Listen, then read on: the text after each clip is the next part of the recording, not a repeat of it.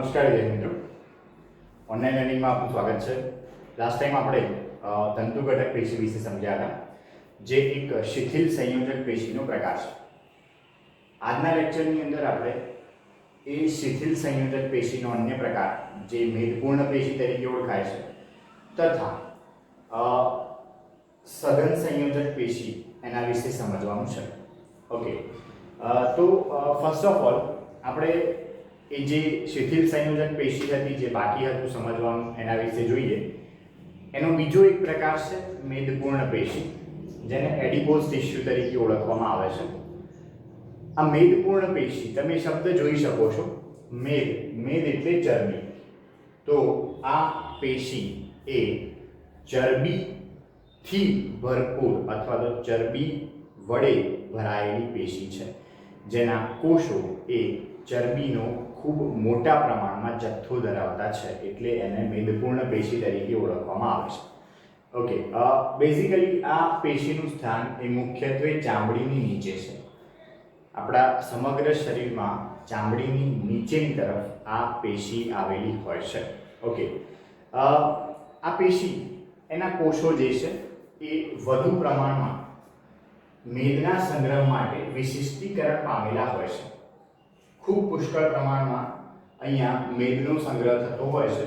અહીંયા મેં આ રીતે એના અમુક કોષો બતાવેલા છે. આટલો એક કોષ છે, આ બીજો કોષ છે, આ ત્રીજો કોષ છે, આ ચોથો કોષ છે. આમ 4 કોષો બતાવેલા છે.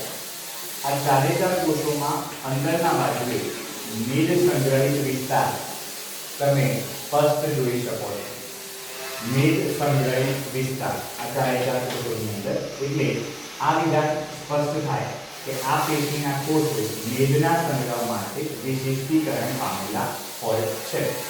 ઓકે, બીજી વસ્તુ કે આપણે જે ખોરાક ખાઈએ છીએ વિદ્યાર્થી મિત્રો, જે પણ ખોરાક ખાઈએ છીએ એમાં જે વધારાના પોષક પદાર્થો હોય છે, ધેટ મીન્સ કે આપણું શરીર જરૂરી પોષક પદાર્થોનો ઉપયોગ કરી લેશે, પરંતુ ત્યારબાદ જે વધ્યા છે પોષક પદાર્થો, આ પોષક પદાર્થો એ મેદમાં રૂપાંતરિત થઈ જાય છે અને આ પેશીમાં સંગ્રહ પામે છે.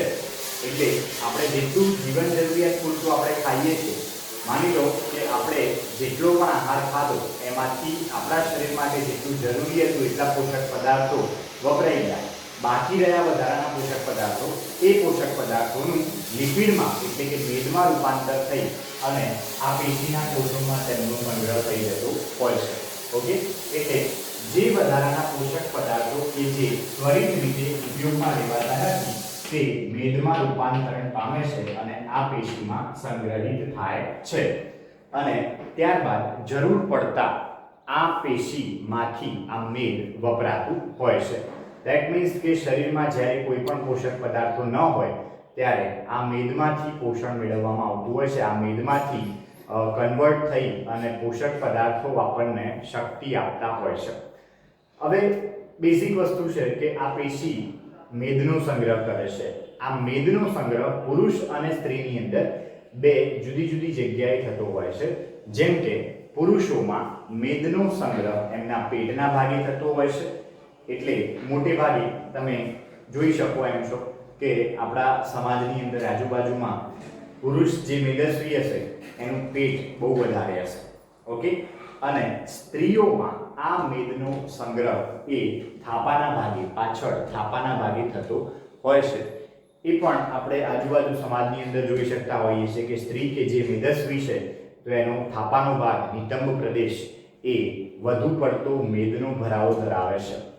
તો આ બે જગ્યા એ મેદના સંગ્રહની જગ્યા છે અને ત્યાં આ મેદપૂર્ણ પેશી આવેલી હોય છે.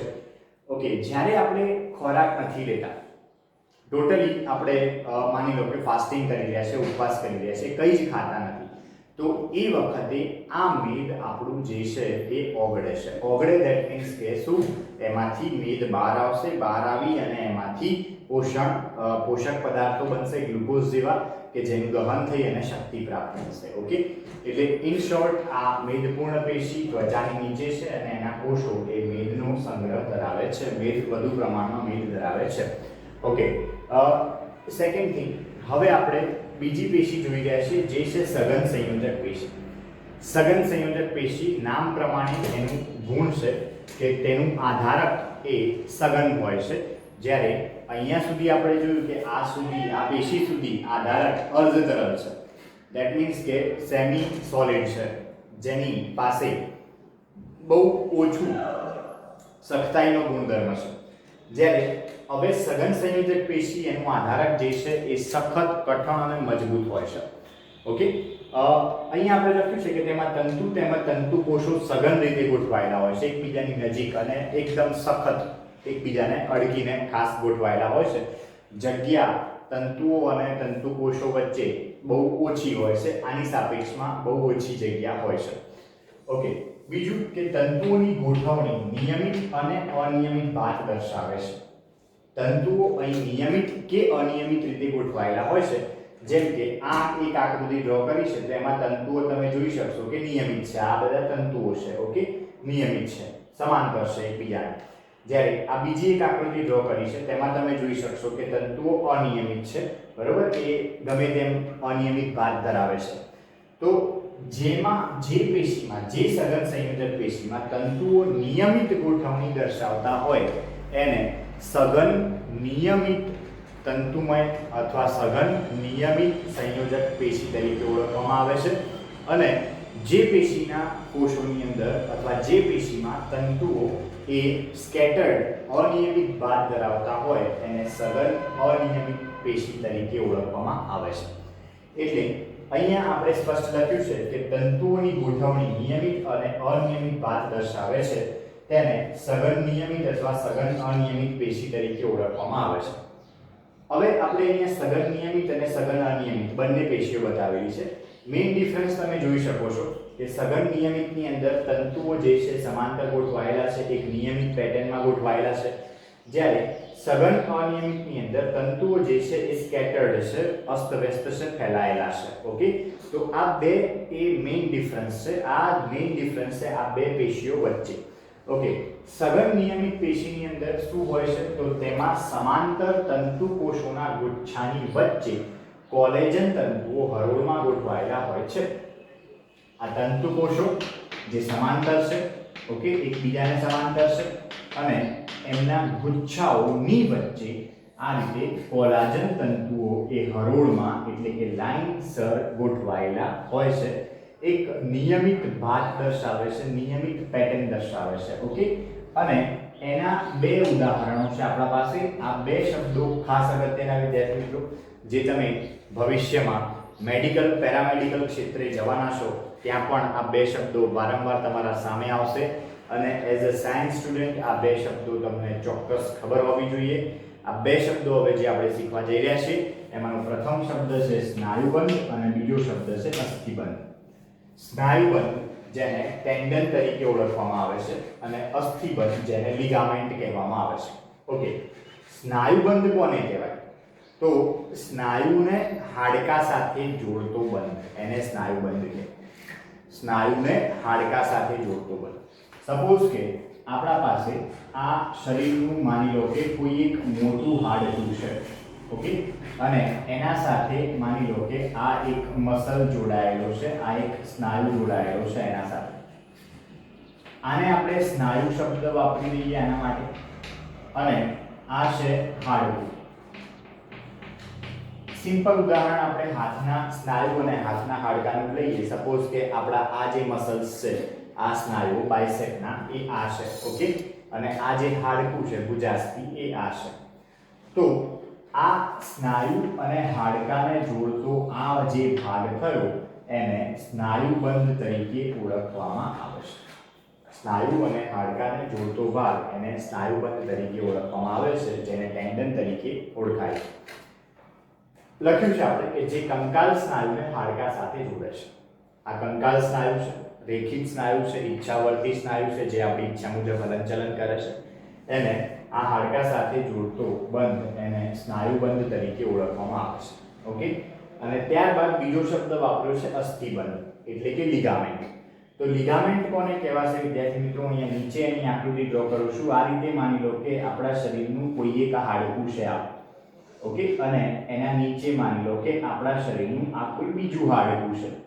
તો બે અસ્થિઓને એકબીજા સાથે જોડતો બંધ આ રીતે એવી પેશી કે જે બે અસ્થિઓને એકબીજા સાથે જોડી આપે છે આ પેશી એને અસ્થિબંધ તરીકે ઓળખવામાં આવે છે. ધેટ મીન્સ એની વ્યાખ્યા થશે કે બે અસ્થિને જોડતો બંધ અથવા એક હાડકાને બીજા હાડકા સાથે જોડતી સઘન સંયોજક પેશી એને કહેવાશે અસ્થિબંધ, લિગામેન્ટ. ઓકે, ફરીથી કહી દઉં છું. સ્નાયુને હાડકા સાથે જોડે તો એને સ્નાયુબંધ કહેવાય, હાડકાને હાડકા સાથે જોડે તો એને અસ્થિબંધ કહેવાય, સ્નાયુબંધને ટેન્ડન કહેવાય, અસ્થિબંધને લિગામેન્ટ કહેવાય. ઓકે, આ બંને કોના ઉદાહરણ છે? સઘન નિયમિત પેશીના ઉદાહરણો છે, સઘન નિયમિત સંયોજક પેશીના ઉદાહરણ છે. ઓકે, તો આપણે એમાં લખ્યું છે કે અસ્થિબંધ જે એક હાડકાને બીજા હાડકા સાથે જોડે છે. ઓકે, ચલો હવે સઘન અનિયમિત. તો સઘન અનિયમિત ધેટ મીન્સ તમે સમજી ચૂક્યા હશો હવે કે તેમાં તંતુકોષો અને ઘણા બધા તંતુઓ, મુખ્યત્વે કોલાજન તંતુઓ એ વિવિધ ગોઠવણી દર્શાવે છે. ધેટ મીન્સ કે આ રીતે સ્કેટર્ડ હોય છે, ફેલાયેલા હોય છે, કોઈ ચોક્કસ પેટર્ન હોતી નથી. અને આ પેશી એ ત્વચામાં આવેલી હોય છે. ધેટ મીન્સ કે આ તંતુકોષો છે અને એની આજુબાજુ આ કોલાજન તંતુઓ સ્કેટર્ડ અવસ્થામાં ગોઠવાયેલા હોય છે. આ પેશી એ આપણી સ્કિનની અંદર એટલે કે ત્વચામાં આવેલી હોય છે. તો આ થઈ વિદ્યાર્થી મિત્રો સઘન અનિયમિત સંયોજક પેશી. આ છે સઘન નિયમિત. સઘન નિયમિતમાં બે ઉદાહરણ જોયા, સ્નાયુબંધ અને અસ્થિબંધ. સઘન અનિયમિત પેશી ત્વચામાં આવેલી છે, આપણે એ જોયું. ઓકે, તો આટલે સુધીની જે ચર્ચા છે એ સઘન સંયોજક પેશી વિશેની ચર્ચા છે. ત્યારબાદની બધી સંયોજક પેશીઓ એ છે વિશિષ્ટીકરણ પામેલી સંયોજક પેશીઓ, જેમાં કાસ્થિ, અસ્થિ અને રુધિરનો સમાવેશ થાય છે, જે હવે આપણે સમજીએ.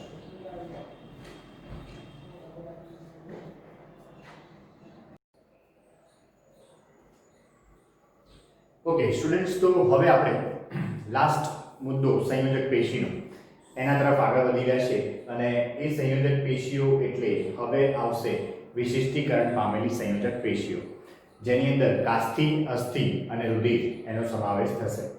ઓકે, રુધિર જે છે એ આપણે ચેપ્ટર નંબર 18 ની અંદર ડિટેલમાં સમજવાનું છે, દેહજળ અને પરિવહનવાળા ચેપ્ટરની અંદર.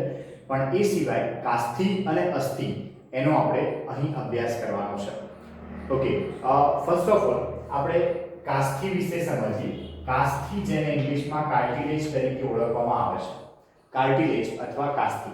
ચલો એ બાબત એને સમજતા પહેલા એક શબ્દ યાદ કરી લઈએ, કાસ્થિમસ્ય, જેની અંદર કાસ્થિનું બનેલું અંતઃકંકાલ. મનુષ્યનું પોતાનું અંતઃકંકાલ કાસ્થિ અને અસ્થિનું બનેલું છે.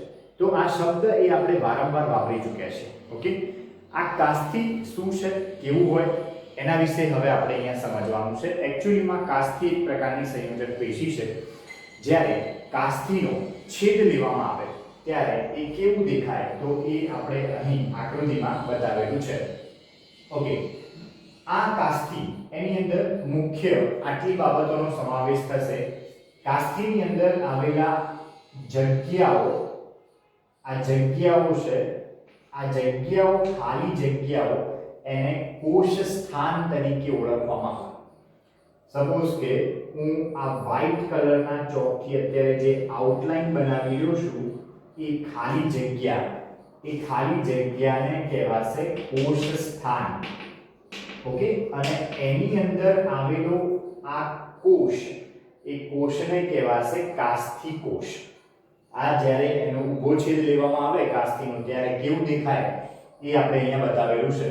એટલે આવા કોષ સ્થાન આવેલા હોય અને કોષ સ્થાનની અંદર આવેલા હોય છે આવા કાસ્થિ કોષો. ઓકે, અને એ સિવાય જે જગ્યા વધી એ જગ્યામાં બે વસ્તુ આવેલી હોય છે, એક કોલેજન તંતુઓ અને કાસ્થિ દ્રવ્ય. એટલે બેસિકલી કાસ્થિનો કોન્સેપ્ટ આટલો થયો કે કાસ્થિનો જ્યારે તમે ઊભો છેદ લઈ રહ્યા છો ત્યારે આ કાસ્થિમાં ફર્સ્ટ ઓફ ઓલ ખાલી જગ્યાઓ આવેલી હશે. આ ખાલી જગ્યાઓ એમને કોષ સ્થાન તરીકે ઓળખવામાં આવે. આ કોષ સ્થાનની અંદર આવેલા હોય છે કાસ્થિ કોષો 2, 4, 8 વગેરેના સમૂહમાં. ઓકે, અને ત્યારબાદ બાકી રહેતો જે વિસ્તાર છે એને કાસ્થિનું આધારક કહેવાય. આ આધારકની અંદર કોલેજન તંતુઓ અને કાસ્થિ દ્રવ્ય આ બે વસ્તુ આવેલી હોય અને આ આધારક એ સખત અને કઠણ હોય છે, સખત અને કઠણ હોય છે અને પાછું થોડું ઘણું સ્થિતિસ્થાપક પણ હોય છે, સખત અને સ્થિતિસ્થાપક હોય છે. ઓકે, તો ટૂંકમાં અહીં ત્રણ વસ્તુઓ થઈ વિદ્યાર્થી મિત્રો આપણા પાસે. નંબર 1 કોષ સ્થાન કે જેની અંદર કોષો આવેલા છે. આ કોષોને શું કહીશું આપણે? કાસ્થિ કોષો, જેને કોન્ડ્રોસાઇટ્સ તરીકે ઓળખવામાં આવે છે ઇંગ્લિશમાં. ઓકે, ત્યારબાદ આ બધી જગ્યા જે બધી એને આધારક કહીશું. આ આધારકમાં બે વસ્તુ છે, કોલેજન તંતુઓ છે અને કાસ્થિ દ્રવ્ય જેને કોન્ડ્રિન તરીકે ઓળખવામાં આવે છે તે આવેલું છે. ઓકે, તો અહીંયા આપણે માહિતીમાં એ લખેલું છે કે કાસ્થિનું આંતરકોષીય દ્રવ્ય કઠણ અને સ્થિતિસ્થાપક અને દબાણ સામે પ્રતિરોધક હોય છે. આ આંતરકોષીય દ્રવ્ય એ કઠણ, સ્થિતિસ્થાપક અને દબાણ સામે પ્રતિરોધક હોય છે. બીજું કે આ પેશીના કોષો કોન્ડ્રોસાઇટ્સ તરીકે ઓળખાય છે, જેને ગુજરાતીમાં કાસ્થિ કોષો આપણે કહી શકીએ. એ સ્વયં સ્ત્રવિત આધારકમાં નાની ગુહાઓમાં બંધ સ્વરૂપે આવેલા હોય છે. સ્વયં સ્ત્રવિત આધારક એટલે એમના દ્વારા જ સ્ત્રાવ પામેલું આધારક. જે કાસ્થિ દ્રવ્ય શબ્દ મેં વાપર્યો, આ કાસ્થિ દ્રવ્ય એ કાસ્થિ કોષો દ્વારા સ્ત્રવિત થાય છે. કાસ્થિ દ્રવ્ય એ કાસ્થિ કોષો દ્વારા જ સ્ત્રવિત થાય છે, એટલે સ્વયં સ્ત્રવિત આધારક શબ્દ આપણે વાપરીએ છીએ. અને બીજી વસ્તુ કે બંધ ગુહાઓમાં, અહીંયા શબ્દ આપણે વાપર્યો કે નાની ગુહાઓમાં બંધ સ્વરૂપે આ કોષો આવેલા હોય. આ નાની ગુહા એટલે એને કોષ સ્થાન કહેવાશે અને બંધ સ્વરૂપે ધેટ મીન્સ કે કોષ સ્થાનોમાં 2, 4 અને 8 ના સમૂહમાં આવા કાસ્થિ કોષો આવેલા હોય. એટલે ઇન શોર્ટ આ કોષ સ્થાન, એની અંદર કાસ્થિ કોષો દ્વારા જે દ્રવ્યનો સ્ત્રાવ થાય કાસ્થિ દ્રવ્યને કોન્ડ્રિન કહેવાય. ઓકે, આ કોન્ડ્રિન એ એક્ચ્યુઅલી એક પ્રકારનું પ્રોટીન છે. ઓકે, અને એની અંદર આવેલા હોય કોલાજન તંતુ. ચલો હવે બીજી વસ્તુ કે પૃષ્ઠવંશી ભ્રૂણમાં જોવા મળતી મોટાભાગની કાસ્થિઓ પુખ્ત અવસ્થાએ અસ્થિ સ્વરૂપે પ્રતિસ્થાપિત થતી હોય છે. પૃષ્ઠવંશી પ્રાણીઓનો ભ્રૂણ એટલે કે ગર્ભ વિકાસ દરમિયાન સજીવ એ ભ્રૂણ તરીકે ઓળખાશે. આ ભ્રૂણની અંદર મોટાભાગની જે કાસ્થિઓ હોય છે એ વ્યક્તિ જ્યારે પુખ્ત બને ત્યારે એ અસ્થિમાં ફેરવાઈ જતી હોય છે. મતલબ કે પહેલા કાસ્થિ સ્વરૂપે હશે, પછી અસ્થિ સ્વરૂપે હશે. એને કાસ્થિજાત અસ્થિ કહેવાય. એવા અસ્થિઓ જે ભ્રૂણ વિકાસ દરમિયાન કાસ્થિ સ્વરૂપે હતા, એવા અસ્થિઓને કાસ્થિજાત અસ્થિ કહેવાશે. મતલબ કે પહેલા કાસ્થિ હતા, હવે અસ્થિ બની ગયા. ભ્રૂણ વિકાસ દરમિયાન કાસ્થિ સ્વરૂપે હતા, હવે અસ્થિ સ્વરૂપે થઈ ગયા, તો એને કાસ્થિજાત અસ્થિ તરીકે ઓળખવામાં આવશે. ઓકે, બીજું કાસ્થિ કઈ કઈ જગ્યાએ આવેલા છે? તો આટલા એના સ્થાન છે, જેમાં પહેલું લખ્યું છે નાકના ટોચનો ભાગ, ધેટ મીન્સ આ ભાગ, ત્યાં કાસ્થિ આવેલું છે. બીજું બાહ્ય કર્ણપલ્લવ, ધેટ મીન્સ આ ભાગ પણ કાસ્થિનો બનેલો છે. આ નહીં, આ મસલ્સ છે, સ્નાયુ છે, આ કાસ્થિ છે. ઓકે, ત્યારબાદ કરોડ સ્તંભમાં કશેરુકાઓની વચ્ચે, આપણો કરોડ સ્તંભ એ ક્રમિક 26 કશેરુકાઓનો બનેલો છે. આ પહેલી કશેરુકા, આ બીજી કશેરુકા, તો એના વચ્ચે જે હોય જગ્યા એને આંતર કશેરુકા જગ્યા કહેવાય. અને ત્યાં આવી એક ગાદી આવેલી હોય જે કાસ્થિની બનેલી હોય, જેને આંતર કશેરુકા તકતી કહેવાય. સપોઝ કે આ એક કશેરુકા છે અને આ બીજી કશેરુકા છે, કરોડ સ્તંભના મણકા. કશેરુકાઓ એટલે કરોડ સ્તંભના મણકા. ઓકે, તો આ બંને વચ્ચે આ રીતે આવેલી કાસ્થિની બનેલી રચના એને આંતર કશેરુકા તકતી કહેવાય. એ જ વાત આપણે અહીંયા લખી, કરોડ સ્તંભમાં કશેરુકાઓની વચ્ચે. ઓકે, ત્યારબાદ પગમાં અને હાથમાં પણ કાસ્થિ જોવા મળે છે. ઓકે, કાસ્થિ કોષોને ઇંગ્લિશમાં કોન્ડ્રોસાઇટ્સ કહેવાય. કાસ્થિ દ્રવ્ય કોન્ડ્રિન તરીકે ઓળખાશે. આ આકૃતિ પણ એની અગત્યની, જે 2 માર્ક્સની અંદર વર્ણન પ્લસ આકૃતિ પૂછાઈ શકે. ઓકે, ત્યારબાદ અસ્થિ, જેને બોન તરીકે ઓળખીએ છીએ, હાડકું. ઓકે, જાણીને નવાઈ લાગશે વિદ્યાર્થી મિત્રો કે હાડકા પણ એક પ્રકારની વિશિષ્ટીકરણ પામેલી સંયોજક પેશી છે. ઓકે, એનો જ્યારે છેદ લેવામાં આવે, અસ્થિનો જ્યારે ઊભો છેદ લેવામાં આવે ત્યારે આવા દેખાતા હોય છે. એની અંદર આ પ્રમાણેની રચનાઓ જોવા મળે છે. આમાં પણ બેઝિકલી આમાં જે જોવા મળતી હતી એ જ વસ્તુઓ જોવા મળશે અહીંયા પણ. એમાં આવા ખાલી જગ્યાઓ આવેલી હોય, આવી ખાલી જગ્યાઓ એમને કોષ સ્થાન કહેવાય. એની અંદર આ રીતે કોષો આવેલા હોય જેને હવે અસ્થિ કોષ કહેવાશે, ઓસ્ટિયોસાઇટ્સ તરીકે ઓળખવામાં આવશે. એ સિવાય જે બધું આ બધું એ આધારક છે, જેમાં દ્રવ્ય આવેલું હોય જેને અસ્થિ દ્રવ્ય કહેવાય, જે પાછું અસ્થિ કોષો દ્વારા જ સ્ત્રાવિત થતું હોય. સેમ આના જેવું. આમાં જેમ કોષ સ્થાન હતા, અહીંયા પણ કોષ સ્થાન છે. અહીંયા કાસ્થિ કોષો હતા, અહીંયા અસ્થિ કોષો છે.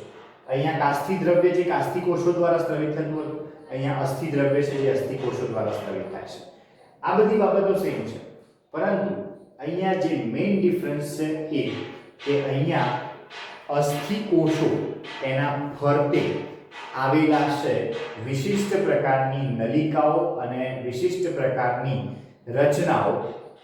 આ રચનાઓ અને નલિકાઓ ભેગી મળી આ પ્રમાણે આખું એક તંત્ર બનાવે છે. આ તંત્ર એને હાવર્સિયન તંત્ર તરીકે ઓળખવામાં આવે છે, જ્યાં વચ્ચે કોષ સ્થાન છે, એમાં અસ્થિ કોષ છે, આજુબાજુ નલિકાઓ છે.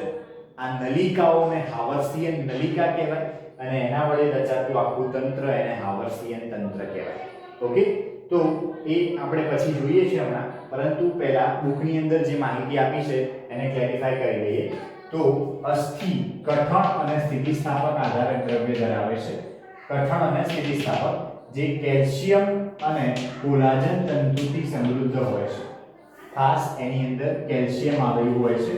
આપણે જાણીએ છીએ કેલ્શિયમ એ હાડકાના બંધારણમાં આવેલું છે અને દાંત અને હાડકા માટે જરૂરી ખનિજ તત્વ છે. ઓકે, જે અસ્થિને મજબૂતાઈ આપે છે. આ આધારક દ્રવ્ય એ અસ્થિને મજબૂતાઈ આપે છે, જે કેલ્શિયમ અને કોલાજન તંતુઓથી સમૃદ્ધ હોય છે. તે શરીરની મુખ્ય પેશી છે, જે શરીરને રચનાત્મક માળખું પૂરું પાડે છે. હવે આપણે સમજી શકીએ છીએ કે શરીરમાં એક પણ હાડકા ન હોય તો શરીરનો કોઈ આકાર ન હોય. ઓકે, એટલે આપણું જે રચનાત્મક માળખું છે એ અસ્થિના કારણે છે. અસ્થિ કોમળ પેશીઓ તથા અંગોને આધાર અને રક્ષણ આપવાનું કાર્ય કરે છે. કોમળ પેશીઓ અને અંગો, સપોઝ આપણા ફેફસા છે, હૃદય છે, મૂત્રપિંડ છે, બરોબર, યકૃત છે, આ બધું અસ્થિઓ દ્વારા રક્ષાયેલું છે. ઓકે, હાડકા દ્વારા રક્ષાયેલું છે. અસ્થિ કોષ જેને ઓસ્ટિયોસાઇટ્સ કહેવામાં આવે એ કોષ સ્થાનોના અવકાશમાં આવેલા હોય છે. આપણે જોયું ઓલરેડી કે ખાલી જગ્યાઓ અને કોષ સ્થાન કહેવાશે અને એની અંદર આવા અસ્થિ કોષો એટલે કે ઓસ્ટિયોસાઇટ્સ આવેલા હશે. ઓકે, બીજું અસ્થિના કાર્યોમાં આપણે જોયું ખાસ કે પગના અસ્થિ જેવા લાંબા અસ્થિ એ ભાર વહનનું કાર્ય કરે છે. આપણું પગનું હાડકું, જાંઘનું હાડકું આપણું, જેનું નામ છે ઉર્વસ્થિ, જે આપણા શરીરનું સૌથી મોટું હાડકું છે. ઓકે, તો એ ભાર વહન જેવા કાર્ય સાથે સંકળાયેલ છે. બીજું કાર્ય થયું પાછળી પિંજર છે વગેરે, ઉરોસ્થિ છે, તો એ કોમળ પેશીઓ અને અંગોને રક્ષણ આપવાનું કાર્ય થઈ ગયું. પછી ત્રીજું કાર્ય, આ દાખલા તરીકે આપણો આ સ્નાયુ છે, આ હાડકું ભુજાસ્થિ, તો આ સ્નાયુ સાથે અસ્થિઓ જોડાઈ આપણને હલનચલન કરવાની છૂટ આપે છે, મંજૂરી આપે છે. આપણે હલનચલન કરી શકીએ છીએ. પગ છે સપોઝ આપણા, તો પગની મદદથી આપણે ચાલી શકીએ છીએ, હાથની મદદથી આપણે લખી શકીએ છીએ. તો એ અસ્થિ પ્લસ સ્નાયુ પ્લસ ચેતાતંત્ર ત્રણેયનું એક કમ્બાઇન્ડ ઇફેક્ટ છે. ચેતાતંત્રમાંથી આદેશ આવે, સ્નાયુનું સંકોચન થાય, જેના સાથે અસ્થિ જોડાયેલું હોય એટલે છેવટે પ્રજનન અથવા હલનચલનની પ્રક્રિયા થાય. એ વસ્તુ આપણે અહીંયા લખી છે કે અસ્થિ એ કંકાલ સ્નાયુ સાથે જોડાઈને પરસ્પર ક્રિયા દ્વારા હલનચલન પ્રદાન કરે છે, એટલે જેનાથી છેવટે પ્રજનન પણ થઈ શકે છે. ઓકે, અને બીજી એક ખાસ અગત્યની બાબત કે કેટલાક અસ્થિઓમાં અસ્થિ મજ્જા એ રુધિર કોષોના ઉત્પાદન માટેનું સ્થાન છે. આપણા શરીરના જે મોટા હાડકા હોય, મોટા અસ્થિઓ, એમાં વચ્ચે આ રીતે એક પોલાણ આવેલું હોય છે.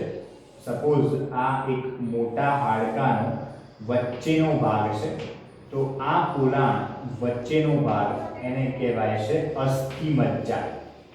અસ્થિ મજ્જા જેને ઇંગ્લિશમાં કહેવામાં આવે છે બોન મેરો, જેને શોર્ટ ફોર્મમાં લખાય છે BM. આ બોન મેરો, આ અસ્થિ મજ્જા એ આપણા રુધિર કોષોના ઉત્પાદનનું સ્થાન છે, એટલે કે રક્તકણો, શ્વેતકણો અને ત્રાકકણો આ અસ્થિ મજ્જામાં નિર્માણ પામતા હોય છે, બોન મેરોમાં નિર્માણ પામતા હોય છે. ઓકે, તો ટૂંકમાં આ બોન મેરો ટ્રાન્સપ્લાન્ટ વિશે તમે કદાચ સાંભળ્યું હશે. તો એ આ બોન મેરો છે કે જે અસ્થિ મજ્જા આપણે કહીએ છીએ ગુજરાતીમાં, કે જ્યાં આપણા બ્લડ સેલ્સ નિર્માણ પામતા હોય છે, રક્તકણો, શ્વેતકણો, ત્રાકકણો વગેરે જેવા કોષો નિર્માણ પામતા હોય છે. ઓકે, તો આ બેઝિક્સ બધી વસ્તુઓ થઈ. અને છેલ્લે બુકની અંદર નથી આવ્યું પણ જે મેં અહીંયા એડ કર્યું છે કે સસ્તનોના અસ્થિમાં હાવર્સિયન તંત્ર આવેલું હોય છે. આ તેમની વિશેષતા છે. હાવર્સિયન તંત્ર એટલે શું, અહીંયા આપણે ચર્ચા કરી થોડી કે અસ્થિ કોષ સ્થાન જેમાં અસ્થિ કોષો, એમાં આવેલી આ બધી પરિવર્તી નલિકાઓ એમને હાવર્સિયન નલિકાઓ કહેવાય. આ સ્તંભ જેવી રચના હોય, સ્તંભ જેવી રચના આખી આ જે બની, આ સ્તંભ જેવી રચનાને હાવર્સિયન તંત્ર કહેવાય.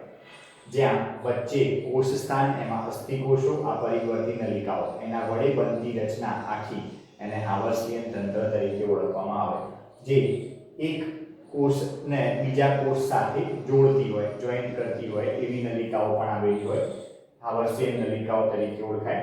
બીજી એક વસ્તુ કહી દઉં વિદ્યાર્થી મિત્રો કે અસ્થિ દ્રવ્ય એ સતત બદલાતું રહેતું હોય છે. ઓકે, જે અમુક દિવસે નવનિર્માણ પામે અસ્થિ કોષો દ્વારા, જેને ઓસ્ટિયોસાઇટ્સ કહીએ છીએ આપણે, એ ઓસ્ટિયોસાઇટ્સ એ અસ્થિ દ્રવ્ય બનાવે. આ અસ્થિ દ્રવ્ય બદલાતું રહેતું છે. બીજું કે અસ્થિ સખત અને બરડ હોય છે, આપણે જાણીએ છીએ કે વધુ ભાર સહન કરી શકતા નથી, તૂટી જાય છે. ત્રીજું કે અસ્થિ એ સતત નિર્માણ પામતું રહેલું છે. સૌથી બહાર જે અસ્થિ હોય, સૌથી બહારનું જે આવરણ હોય એને અસ્થિ પર્યાવરણ કહેવાય. કાસ્થિનું પણ સૌથી બહારનું આવરણ એને કાસ્થિ પર્યાવરણ તરીકે ઓળખવામાં આવે. અસ્થિ દ્રવ્યની અંદર કેલ્શિયમના ક્ષારો આવેલા હોય છે, કેલ્શિયમ અને ફોસ્ફરસના ક્ષારો આવેલા હોય છે. અસ્થિ દ્રવ્ય એ અમુક ઉંમર સુધી બને છે, પછી બનવાનું બંધ થઈ જતું હોય છે. ઓકે, એટલે અમુક ઉંમર પછી હાથ કે પગ એની અંદર હાડકામાં જો ક્રેક પડે તો જલ્દી સંધાતી નથી. જ્યારે નાનપણમાં કે યંગ એજમાં જ્યારે આવી ક્રેક પડે તો જલ્દી સંધાઈ જતી હોય છે. એનું કારણ જ એ છે કે અસ્થિ કોષો નવા નિર્માણ પામવાના બંધ થઈ જાય છે, ગળપણમાં અસ્થિ દ્રવ્ય બનવાનું બંધ થઈ જાય છે, જ્યારે બાળપણમાં અને યંગ એજની અંદર આ પ્રક્રિયા ચાલુ હોય છે. તો આ થયું અસ્થિ વિશે. એના પછી વિશિષ્ટીકરણ પામેલી પેશી, એમાં બ્લડ વિશે છે, જેની આખી માહિતી ચેપ્ટર નંબર 18 ની અંદર આપવામાં આવેલી છે. એટલે બ્લડ એકચ્યુઅલી એક પ્રવાહી સંયોજક પેશી છે, વિવાદાસ્પદ પ્રવાહી સંયોજક પેશી છે, જે તરલ માધ્યમ છે, જેની અંદર રુધિર કોષો અને રુધિર રસ એવા બે ભાગ આવેલા હોય છે. એ બધી જ માહિતી, રુધિર કોષો પાછા 3 પ્રકારના છે, રક્તકણો, શ્વેતકણો, ત્રાકકણો.